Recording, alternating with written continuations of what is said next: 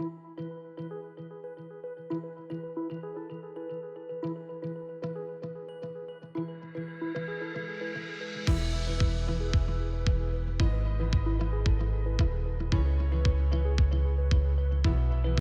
of you, welcome again to your show. This is The View at All of You, where we give you our view, the view of the perspective, your perspective, and the view of the community on how we're doing in our services, and talk about a lot of the fun things that are happening, the exciting things, and keeping you informed of what's happening at All of You Medical Center. And today I'm joined by two special guests to my left. Would you like to introduce yourself? I'm Kamala Wright, the Chief Nursing Officer here at All of You. Welcome, Kim. Thank you. Dr. Joseph Rojas. I am the Medical Director of our Pediatric Hub Clinic. And so our co-host today, our special co-host is Kim, and she's very excited. She's a little nervous, but that's okay. I told her we've had about 2,000 views so far, so don't be as nervous. But thank you for being here today, and Dr. Rojas will be speaking about something that's very important to us, to all of you, and I'm sure to you as well.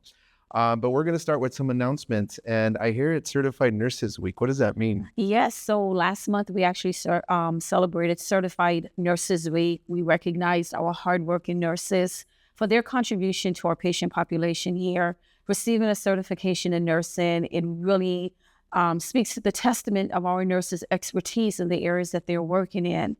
So we had over 30 new certified nurses here at All of You, which is going to be a great contribution toward our Magna journey. So we just provided them with an opportunity to be able to be celebrated and really to reward their commitment and excellence to patient care, which is truly inspiring for us here at All of You. And so we just want to give you all a huge shout out for everything that you do on a daily basis and for providing top quality care to our people.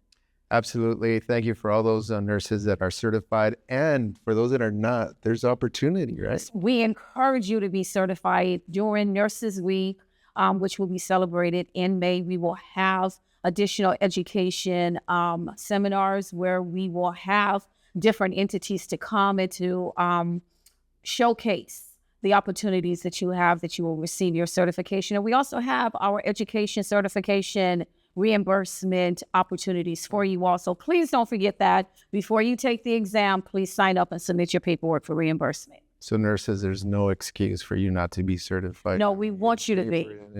And so, yeah, there's tons of certifications. There are all types of certifications. Check them out. If you need more information, reach out to our education department. I'm sure they'll help you out.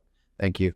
And this month, we're celebrating Armenian History Month. And we want to, we're proud to honor the rich heritage and contributions of the Armenian community, not only to society, but to all of you here in the medical center. We have an incredible Armenian staff here at All of You, from doctors to nurses to support staff. And so your dedication is essential to the hospital's success. So thank you for all that you do. And to celebrate, we're going to have a special menu items at the Olive Branch Cafe.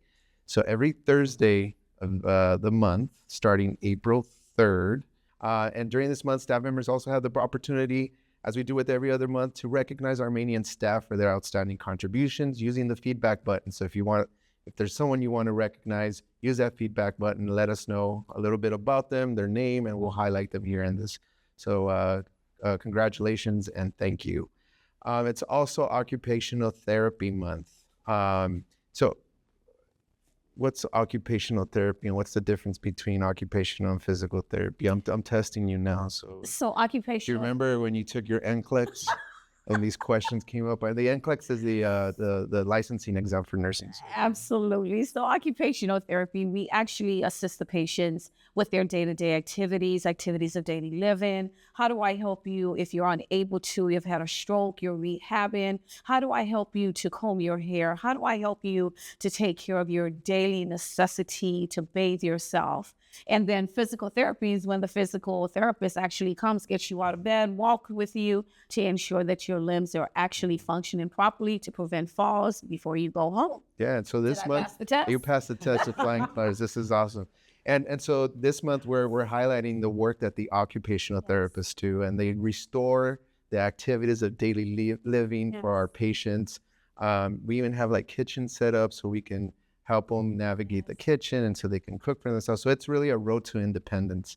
Independence through their taking care of themselves, or independence to living back in society back to their job. And so they do an outstanding job. So congratulations and thank you for all the occupational therapists here, at all of you, the practitioners, and thank you for fulfilling independent lives. I mean, really, that's what they do. So, and they really have a very nice. I don't know if you have the opportunity to visit, but they're here on the first floor.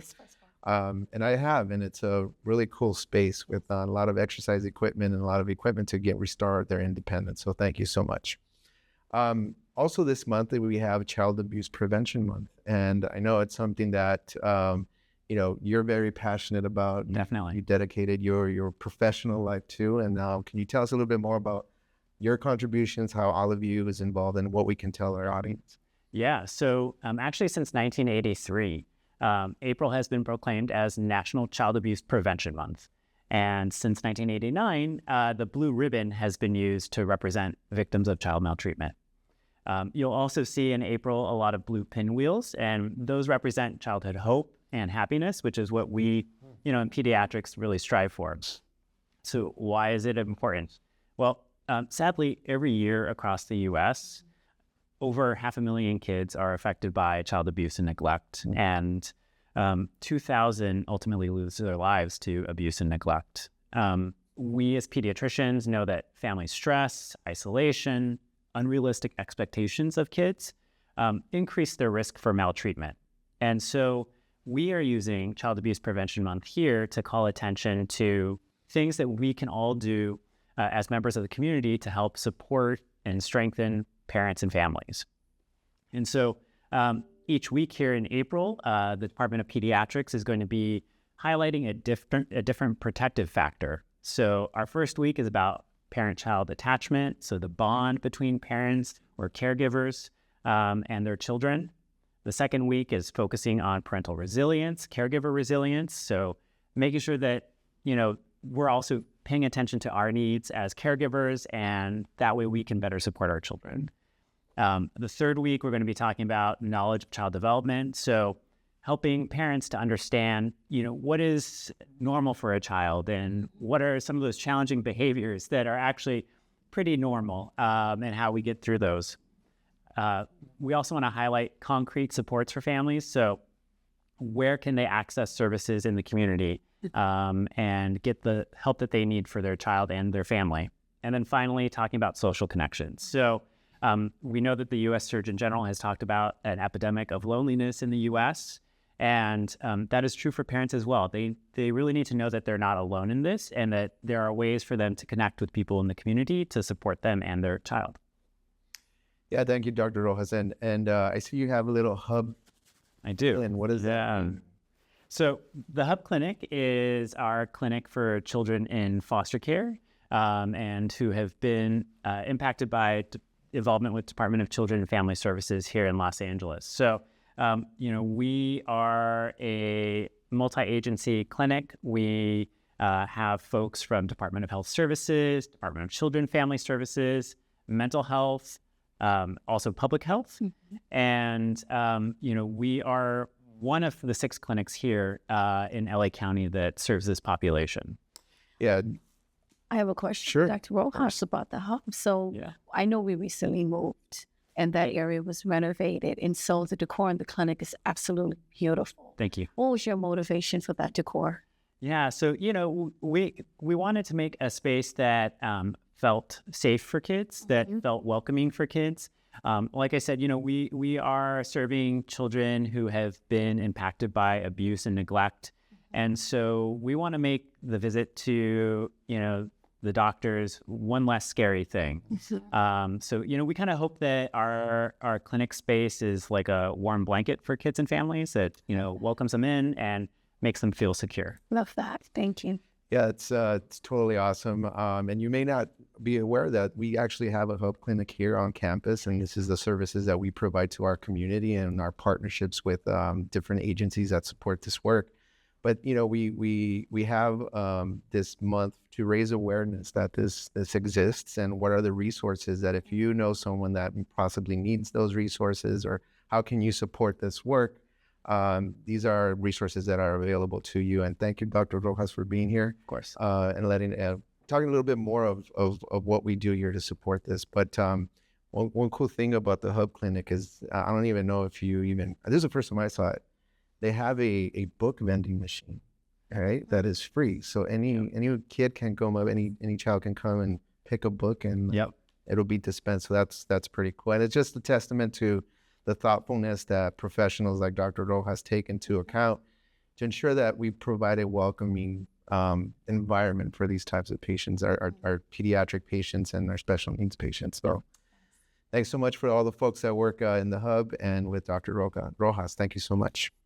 More announcements. We've been getting a lot of feedback from our patients, feedback from our clinic staff that sometimes our patients cannot find a parking spot and then they're late to their appointment.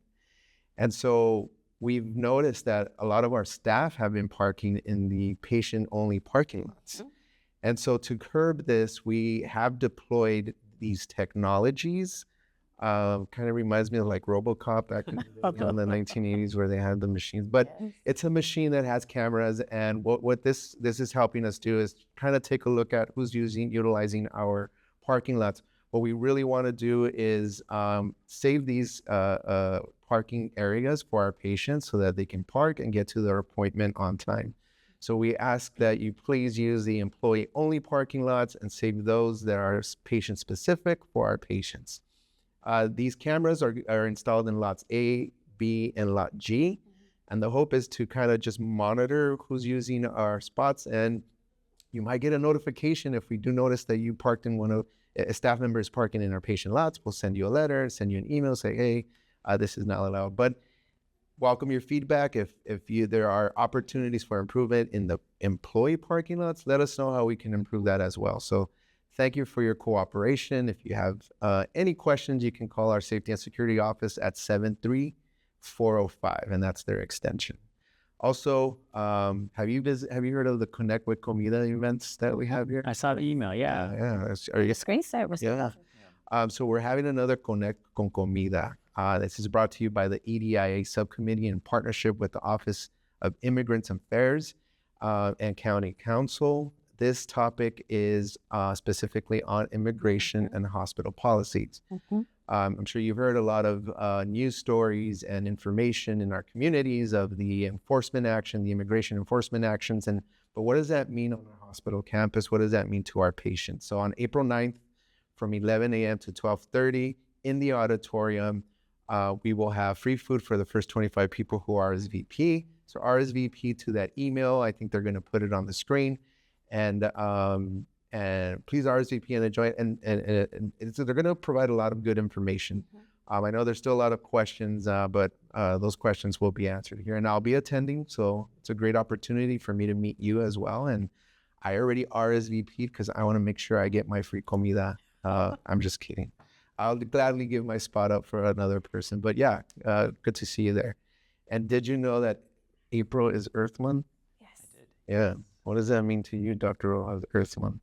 Well, yeah, I'm a kid of the 80s, so, Right. Captain Planet all the way. I remember Captain Planet. Yeah, so, I think it's important that, and especially, again, from pediatrics, we're always kind of thinking about the future and how to, help the kids in the future. So important that we're paying attention. Yeah, it's time to raise, environmental awareness. I know we all do a lot of things, but, what else can we do? And so this is a call to action to protect our planet.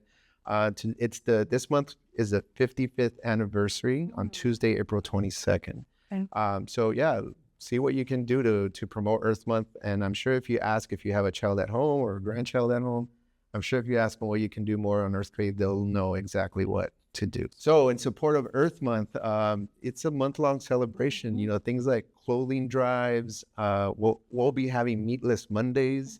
I think there's research that says that beef is one of the contributors to greenhouse gases, and but on Mondays at the Olive Branch we will go meatless in support of that.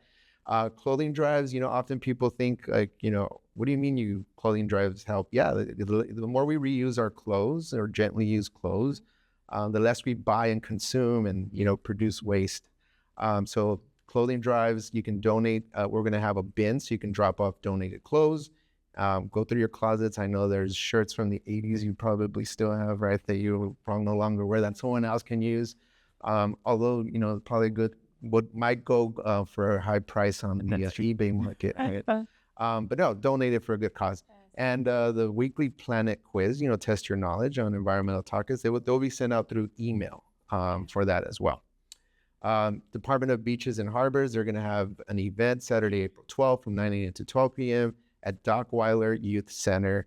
They're going to have free arts and crafts and giveaways, but I think they're going to go and clean up the beach as well, which I like to, go to the beach as well. I used to boogie board a lot, but then something happened where the lifeguard had to go pick me up because I went out to, that was the last time I did it. Oh.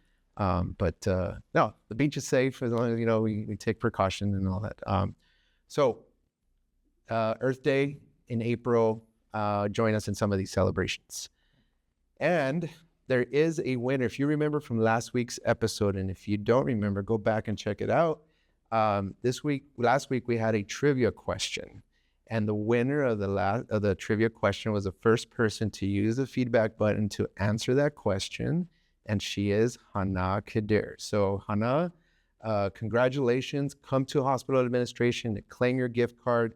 The question was about, What does that say? I don't remember. It was about Physicians Week. Why is the reason why the specific date or specific week was chosen for Physician Week? And she answered correctly. So Hana, come give your gift card at administration. And we're also going to do another trivia question. Yes. So pay attention. And as soon as you get the answer, hit that feedback button, put the answer in there, and let us know who you are so we know who to give that gift card to. All right. So what was the original purpose of all of you, this campus, this health center, this health campus, when it opened on October 27th, 1920? Yeah. So what was the original purpose of all of you back when it opened in October 27th of 1920? The first person to correctly answer wins my gift card that I have a stash of in my desk. So good luck.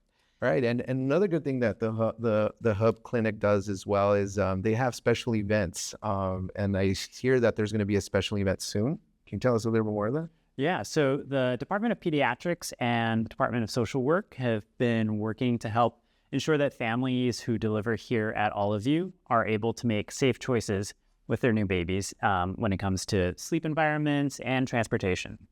So we know that being a new parent is really expensive, and some families aren't able to afford the equipment that's necessary to make those safe choices. So we're hoping to help out.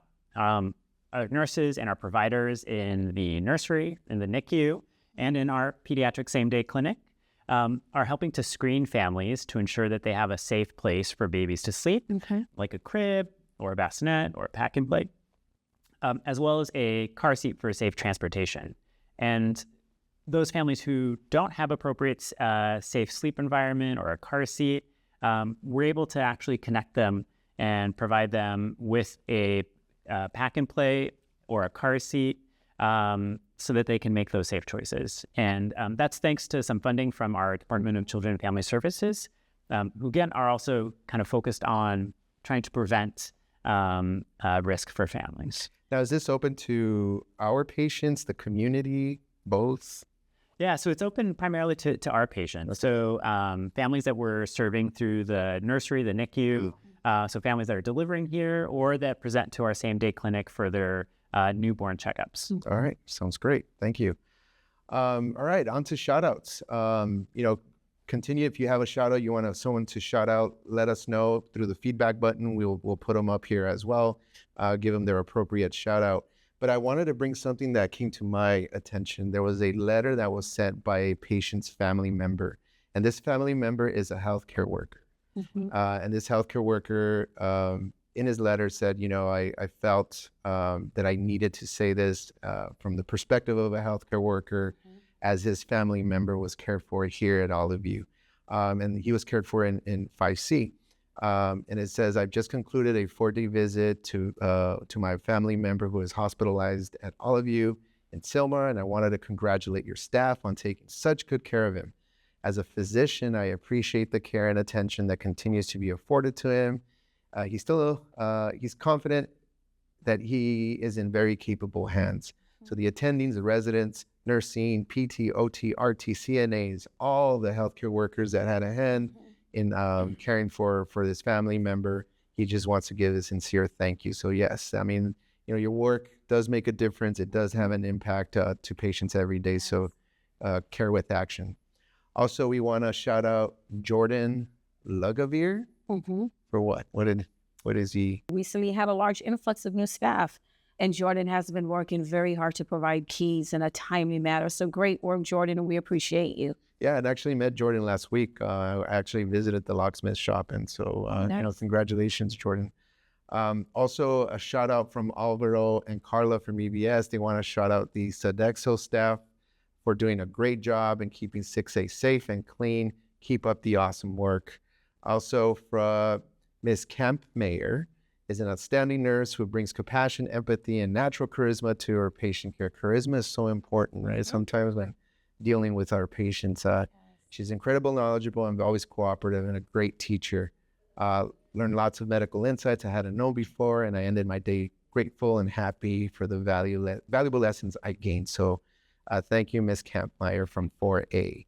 And so Ms. Saturina Delgado, just want to give you a big shout out. You're an ICU RN. You recently promoted within the past year and a half for providing excellent patient care to one of our patients. The patient actually came back to visit us, and he was extremely grateful and thankful for all your wonderful care that you have provided to him while he was in the ICU.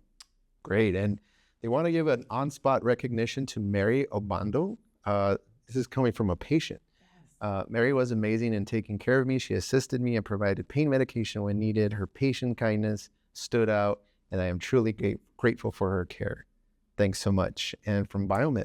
Yes. Apollonar with facilities.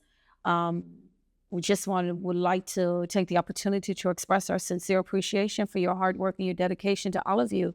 Specifically, we would like to recognize your outstanding work on our OR surgical bed control brackets, which has been extremely helpful to us.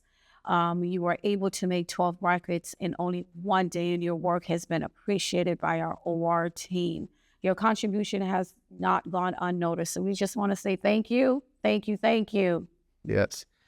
And every so often, one of the reasons why we want to highlight some of these great catches, and we're going to talk about some great catches, is, as we work through our process every day of delivering this care, sometimes there's processes to ensure that there's a fail-proof and we provide the care safely.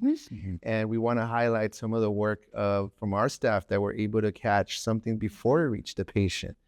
For example, Patricia, RN from 5B, and her amazing attention to detail, identified a problem with an order before it reached the patient, and her vigilance actually kept our patient safe. So thank you for doing that, Patricia. And also shout out to Aubrey, RN from the NICU, for attention to detail as well. She quickly identified a potential issue in the Pyxis cassette before it could reach the patient.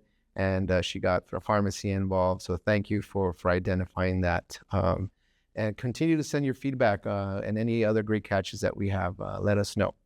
Also for Women's History Month, which we celebrated last month, for Shannon Phil, a social work supervisor. Shannon played a key role in developing the social work component of the Cancer Navigation Program. And we want to thank her for all her work, training navigators, ensuring patients receive the support, and appointments, transportation, everything surrounding their care. Shannon's dedication, positive attitude, empathy makes her an invaluable part of the program. So congratulations, Shannon. Thank you so much. All right. And we had executive rounds as we do every week, and we visited Clinic A and Clinic B. Tell us a little bit about Clinic A and Clinic B. So Clinic A provides care to adult patients with specialized medical and surgical conditions requiring diagnostic and therapeutic treatment. Clinic A is an academic teaching clinic. They incorporate residents and students' education into patient care activities. Specialty services that are offered in Clinic A includes rheumatology, pulmonary, nephrology, which we know is renal, vascular surgery, colorectal surgery, and medication-assisted therapy. So staff members have stated that They love their team. The communication is great, and everyone is willing to work together. They also are really proud of that their supervisor is a good listener. And so that's important. And so they also said that they are very good at collaborating together, which is vitally important to the teamwork. And so they also said that everywhere they go, that I can say that Clinic A is one of the best, and I am proud to be a part of the team there. They also said they have the best nursing team that they have ever worked with. And one of the members who actually provided the comments has been here for over 20 years. So that's a testament to the great teamwork that happens here. When people stay for a long time, Yes. it's a great testament on what they do. The attitude that folks have. And I remember when I visited, it's very colorful there. They had their decorations up, and that was something cool. Very inviting environment. Also, Clinic A wants to shout out to Maria, who is a nurse who brought a lot of collaboration in Clinic A. Also, Rhonda, which is the clinic nurse director of that unit, and her support. Without her support, Clinic A couldn't work. Also to Dr. Hines, who has been working very hard with rheumatology. Thank you to your division and your support, Dr. Hines. We also visited Clinic B. Clinic B. Yeah, Clinic B provides care to the adult patients with surgical conditions requiring diagnostic evaluation, treatment, and wound care. Things like urology, thoracic surgery, plastics, a lot of other specialties, and it's right next door to Clinic A, so they're kind of like sister clinics. Staff members were another 25 years being there, and 7 of those 25 years have been spent at Clinic B, and they are very proud of that team, and even despite the fact that it's a very busy clinic, Yes. they're very happy. Shout outs to the boss, Eric, which I think is a nurse supervisor. Yes. Yeah. Nurse supervisor. And shout out to all the Clinic B staff for the excellent care that they provide and always taking on anything that comes their way. So thank you so much. And we also had a lot of feedback and our feedback inquiries. One of the feedback, let's see, here you go. Just as I thought you had it all figured out, you managed to make the channel even better. Love the new production, the table, the side screens, and the background. Keep up the fantastic work, team. And I cannot take credit for that. It's all these folks that are back here doing the amazing work that they do. I just say, can you do this? And they never say no. They say, we don't know how to do it now, but we'll figure it out. And if you see the first episode, now to the 6th episode is a huge change. So big shout out to the guys working and gals working in the back. Are there any upcoming changes that we should be aware of due to the current fiscal challenges? Yeah, so, we've heard a lot of stories and, potential cuts coming from the federal government. The federal administration has been making a lot of orders and executive orders through the different committees in Congress. One of those things is a potential cut to a committee that oversees Medicare and Medicaid. And we're talking about $800 billion in cuts over 10 years.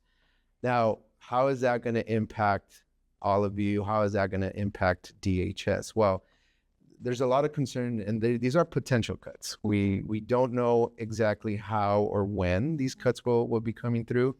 But, indeed, these are challenging times to the services that we support for the community and our patient. As a public sector, a lot of our funding does come from Medicaid. And so these large cuts to the federal budget, they potentially could adversely affect the funding that we receive here for DHS to support the services that we do. What's uncertain, though, is the exact nature and the timing of these cuts. We don't know how much, how, or when, but they do pose a threat to the sustainability of our services here at DHS. But, Dr. Galliar, the director of DHS, is working tirelessly to preserve the services for our patients and for the jobs of those folks that provide those services that our patients rely on. She's also keeping us appraised and informed of what's happening, what's going on at the county level, at the state level, and at the federal level, and proactively identifying ways to mitigate these potential impacts.